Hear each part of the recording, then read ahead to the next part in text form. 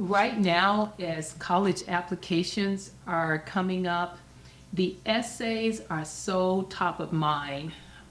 The essays that your team will write will be two general essays. So one of them will be the common application essay, because it's highly likely that they'll be using that system. And that's a general essay that's really their story.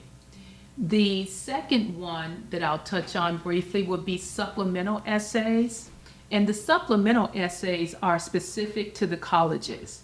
And so depending on how many colleges your team is applying to through the Common Application System, that will determine the number of supplemental essays that they'll have to write.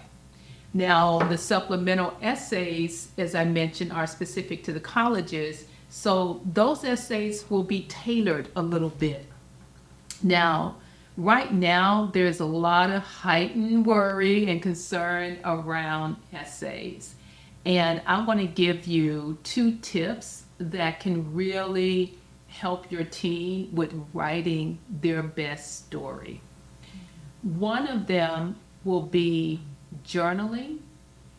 And it's not just journaling like on their phone or on the computer, journaling by hand. And what that does is that just changes their whole thought process when they're doing it by hand. And so many times we're pecking on our keyboard and we lose that brain functioning in terms of the tactile experience that comes with handwriting. And so that's the first thing I want them to do as a way to start to think about their story. And the journaling, again, it could be perhaps on a prompt that they've seen. Maybe they're just writing about something they enjoy doing, or it could be something that happened in that day, and almost like a diary, but not necessarily a diary, but just free writing by hand. And then the second thing that is really critical to not only their story, but also the supplemental essays in so many ways, and just writing in general, will be reading for pleasure. And sometimes students say they're so busy or they're already doing a lot of reading in school.